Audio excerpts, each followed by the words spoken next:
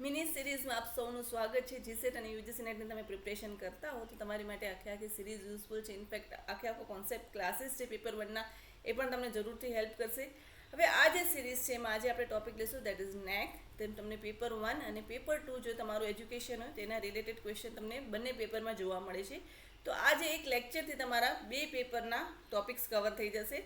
Okay, હવે જો આ વિડીયોઝ તમને ઇન્ફોર્મેટિવ લાગતા હોય, તમારી તૈયારીને જો બૂસ્ટ કરતા હોય, તમને ક્યાંક ને ક્યાંક હેલ્પ કરતા હોય, જરૂરથી વિડીયોને લાઇક કરજો. ચેનલને સાથે સબસ્ક્રાઇબ ન કરી હોય તો કોની રાહ જુઓ છો, કરી દેજો. એ પણ તમારા ફ્રેન્ડ સુધી શેર કરજો, જેથી એ લોકોની જર્ની પણ થોડી ઘણી ઇઝી બની લે. હું મારો પૂરતો પ્રયાસ કરતી હોઉં કે તમને વસ્તુઓ સારી રીતે અને બહુ ઇઝી વેમાં, બહુ કન્સાઇઝ મેનરમાં તમારી સમક્ષ હું રજૂ કરું, જેથી તમારી જર્ની ઇઝી થઈ જાય. પેપર 1 અને પેપર 2 એજ્યુકેશનની જો વાત કરું તો મને એમ થાય કે નહીં, થોડું ઘણી જો મને જે આવડે છે એ હેલ્પ કરું તો તમને થોડું વસ્તુઓ ઇઝીલી પ્રાપ્ત થઈ જાય. ઓકે, અને યસ, તમારો કોઈ પણ ફીડબેક હોય, તમારી કંઈ પણ કોમેન્ટ હોય તો ડેફિનેટલી મને જણાવજો, જેથી મને પણ ખ્યાલ આવે કે મારે આગળ કઈ દિશામાં કામ કરવું. ઓકે, તો આજનો વિડીયો જે સ્ટાર્ટ કરીએ.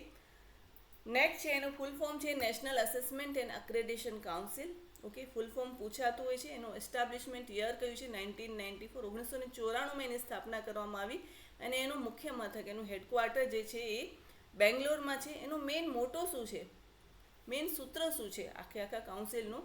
તો જો હાયર એજ્યુકેશનમાં યુજીસી કાર્યરત છે, બરાબર છે, બટ એ જે યુજીસીને દેખરેખ હેઠળ જે બધી ઇન્સ્ટિટ્યૂટ્સ છે એ ઇન્સ્ટિટ્યૂટમાં એક્સિલન્સ હોવું જોઈએ, બરાબર છે, એક શ્રેષ્ઠતા હોવી જોઈએ.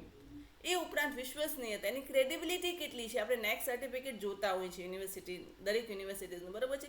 તો એ ક્રેડિબિલિટી જે છે એ કોણ પ્રદાન કરશે? નેક. એના ડિફરન્ટ પેરામીટર્સ હોય છે. ઓફકોર્સ એ પેરામીટર્સમાં ઇન્સ્ટિટ્યૂટને ખરું ઉતરવું પડે, બટ એ ક્રેડિબિલિટી ને નેક પ્રદાન કરશે. એનું રિલેવન્સ, સુસંગતતા કેટલી છે. તો આ બધા જે છે, ધીઝ આર ધ મોટો, 3 મોટો છે: excellence, credibility and relevance. Okay, આ મોટોઝ તમે એના જે લોગો છે એમાં પણ તમે જોઈ શકશો. ઓકે, આ જે છે એક ઓટોનોમસ બોડી છે અને યુજીસી દ્વારા એને ફંડિંગ થાય છે અને એની જે અસેસમેન્ટ સાયકલ છે એ 5 વર્ષની છે. આ ક્વેશ્ચન તમને જીસેટમાં 2023 મીન્સ કે હમણાં જે પેપર ગયું એમાં ક્વેશ્ચન આવેલો હતો. ઓકે, હવે એમ તો એક ઓલરેડી જો હાયર એજ્યુકેશન સેક્ટરમાં યુજીસી તો છે, તો પછી નેકની જરૂરત શું કામ આવી પડી? તો એનઈપી 1986માં એમણે કહેલું કે જે શિક્ષણ, હાયર એજ્યુકેશનની સ્પેસિફિકલી વાત કરીએ, તેમાં જે ગુણવત્તા, ક્વોલિટી, ઓકે, અને રિલેવન્સ છે, એના મેઝરમેન્ટ માટે કોઈક એક કાઉન્સિલ હોવું જોઈએ, એક ઓટોનોમસ બોડી હોવી જોઈએ કે આ બધી વસ્તુની દેખભાળ કરે, જેથી દરેક વસ્તુ સારી રીતે ચાલે.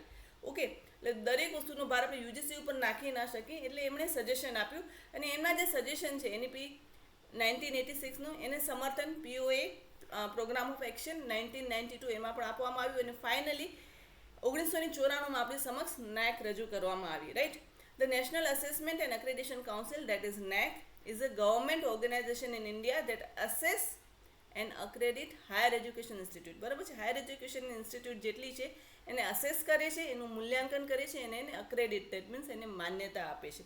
આ એનું મેજર કામ છે. હવે વિઝન શું છે એ જોઈ લઈએ.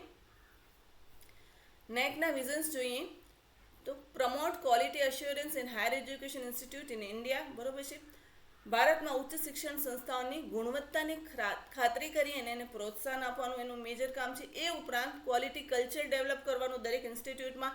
એના ઉપરાંત જો વાત કરીએ તો અસેસ કરવાનું અને એને અક્રેડિટ કરવાનું. બરાબર છે, એના ડિફાઇન્ડ પેરામીટર્સ હોય છે. એ પેરામીટર્સને અનુલક્ષીને એને દરેક ઇન્સ્ટિટ્યૂટને અક્રેડિટ કરવાના હોય છે. બરાબર, અને continuous improvement and quality of education and ensure overall development of the student. બરાબર છે, કન્ટિન્યુઅસ ઇમ્પ્રુવમેન્ટ થતું હોય છે ઇન્સ્ટિટ્યૂટમાં, એના પર નજર રાખવાની. ઓકે, અને એક પ્રકારનું જે ક્વોલિટી એજ્યુકેશન દરેક ઇન્સ્ટિટ્યૂટ સ્ટુડન્ટ્સને આપે, એ દરેક જે વસ્તુઓ છે એ નેકના વિઝનમાં આવે છે. રાઈટ, અને યાદ રાખજો કે આ બધી જ વસ્તુઓ, આ અક્રેડિશન છે, બધું વસ્તુઓ એ કયા સેક્ટરમાં કામ કરે છે?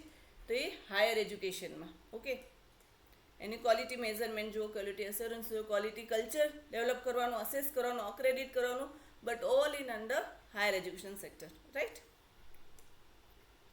હવે જે એને અક્રેડિટ કરવાની હોય છે એની રેન્જ જો તમે સમજી લઈએ, જો મેજરલી પેરામીટર્સ કયા છે યાદ કરવાના તમારે. 1.5 બહુ જ ઇઝી છે, નંબર જોઈને ગભરાઈ નહીં જતા કે કઈ રીતે યાદ કરવાનું. ઓકે, અને જે એના ગ્રેડ્સ મળે છે એ એ પ્લસ, ઓમ જોવા જઈએ તો એ ટુ ડી છે. રાઈટ, હવે એમાં પણ કયા છે?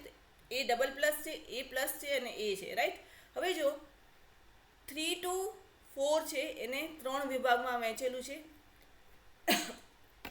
પેલું 0.50નો ગેપ છે. ઓકે, એટલે 3.51 ટુ 4 એને એટલા તમારા જો CGPS ઇન્સ્ટિટ્યૂટના, તો એને કયો ગ્રેડ મળશે? A++. ઓકે, હવે 3.26 ટુ 350 એટલે કે 0.25નો ગેપ આવે છે, તો એને કયું મળશે? A+નું મળશે. અને 3.1 ટુ 325 અગેન આવશે, તો એ થશે 25નો ગેપ છે અને એને A મળશે. રાઈટ, આ વસ્તુ ખ્યાલ આવી ગઈ. યાદ રાખજો, પહેલો જે છે 50નો ગેપ છે, પછી 25.25નો ગેપ છે. ઓકે, હવે જો આની જ મિરર ઇમેજ કરો તો અહીંયા 25નો ગેપ રાખો, અહીંયા 25નો ગેપ રાખો અને અહીંયા 50નો ગેપ રાખો. રાઈટ, હવે આ તો એનું પૂરું થઈ ગયું. A++, A+ અને A છે. અહીંયા છે દેટ ઇઝ B++, B+ અને B છે. ક્લિયર? હવે જો આ જે છે આ A માટેના પેરામીટર્સ છે, એની મિરર ઇમેજ જુઓ. બરાબર છે, મિરર ઇમેજ તો આ પ્રમાણે થશે. રાઈટ, એટલે જુઓ અહીંયા જુઓ 2.75 ટુ 3 એ જે જો એને CGPS કોઈ પણ ઇન્સ્ટિટ્યૂટનો એની રેન્જ હશે તો એને B++ મળશે. 2.51 ટુ 2.75 એટલું હશે તો B+ મળશે. ઓકે, અને પછી જે ગેપ છે દેટ ઇઝ અબાઉટ 0.50, તો 2.1 ટુ 250 જેટલો CGPS હશે તો એ ઇન્સ્ટિટ્યૂટને B એનો ગ્રેડ મળશે. રાઈટ, અને પછી જે છે C અને D છે, આ 0.50નો છે અને આ 1.5થી નીચે. એટલે આ ટાઈપનું જો તમને ક્વેશ્ચન આવી જાય ક્યારે નેટમાં કે UGC નેટમાં, કે ધારો કે 3.50 જેટલો કોઈ પણ ઇન્સ્ટિટ્યૂટનો ગ્રેડ છે તો એને કયો લેટર ગ્રેડ મળશે? બરાબર છે, એટલો CGPA હોય 3.50 જેટલો કોઈ ઇન્સ્ટિટ્યૂટનો, તો એને NAAC કયું સર્ટિફિકેટ આપશે? તો તમને ખબર હોવી જોઈએ કે A+નું સર્ટિફિકેટ એને મળશે. અને આ જે છે બહુ જ ઇઝી છે. 0.50, 0.25, 0.25 અને એનો મિરર ઇમેજ 0.25, 0.25 અને 0.50. એ રીતે યાદ રાખશો તો ઇઝીલી વસ્તુ યાદ રહી જશે.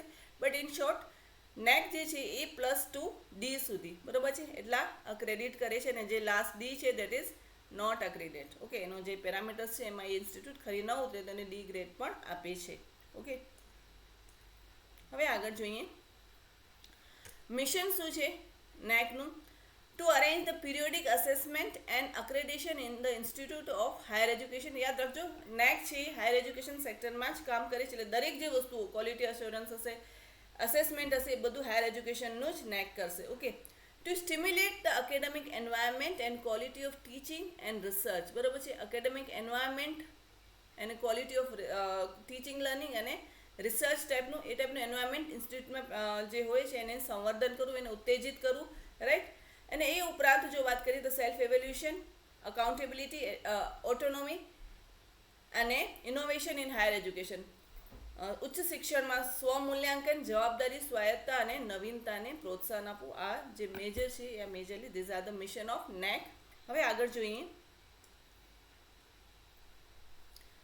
Two undertake quality related research studies, consultancy and training programmes. બરાબર છે, ઇન્સ્ટિટ્યૂટમાં ગુણવત્તા સંબંધી સંશોધન અભ્યાસ કરવા, કન્સલ્ટન્સી અને તાલીમ કાર્યક્રમો હાથ ધરવા, એ પણ NAACનું મિશન છે. અને એ ઉપરાંત જો વાત કરીએ તો ગુણવત્તાનું મૂલ્યાંકન કરવું, એને પ્રમોશન કરવું અને એના નિર્વાહ માટે, બરાબર છે, અને અન્ય હિતધારકો જે બીજા સ્ટેક હોલ્ડર્સ હોય એની સાથે એક કોલાબરેટિવ એન્વાયરમેન્ટ પેદા કરવું. રાઈટ, આપણે એક NAACનું મિશન જ આવે છે. અને બધી જ વસ્તુઓ અગેન આઈ રિપીટ કે હાયર એજ્યુકેશન સેક્ટરમાં NAAC કામ કરે છે. ઓકે, હવે જે ક્વેશ્ચન તમને 2023માં પૂછાયેલું દેટ વોઝ કે NAACની અસેસમેન્ટ સાયકલ કેટલા વર્ષની છે? તો ઓફકોર્સ એનો આન્સર શું આવશે? આપણે આગળ જોયું 5 વર્ષની છે. એટલે જનરલી આ બધા જે કાઉન્સિલ્સ છે, બધા બોર્ડ્સ છે, ઓકે, એના રિલેટેડ ક્વેશ્ચન આવે જ છે અને પૂછાય છે. મારી ટ્રાય છે કે તમને ડેલી ડોઝમાં આ વસ્તુઓ કવર કરાવો અને મિની સિરીઝમાં આપણે દરેક વસ્તુઓ જોઈશું. અને ડેફિનેટલી આ વસ્તુઓ તમને હેલ્પફુલ થશે. અને આ વખતે GSETની exam, not only GSET but UGC NET exam clear કરવામાં પણ બધી વસ્તુઓ તમને હેલ્પફુલ થશે. નોટ્સ બનાવતા રહેજો અને તૈયારીઓ માટે હંમેશા આમ કહીને અપ ટુ ડેટ રહેજો, કે બિકોઝ ગમે ત્યારે એક્ઝામ આવે તમને એમ ના થાય કે ઓકે હવે કઈ રીતે આ વસ્તુઓ કરશું, બિકોઝ હજી આપણે GSETનું નોટિફિકેશન નથી આવ્યું. બટ તૈયારી હશે તો કોઈ દિવસ કંઈ ટેન્શન નહીં રહે અને ડેફિનેટલી એક્ઝામ ક્રેક થઈ જશે. Thank you guys four joining.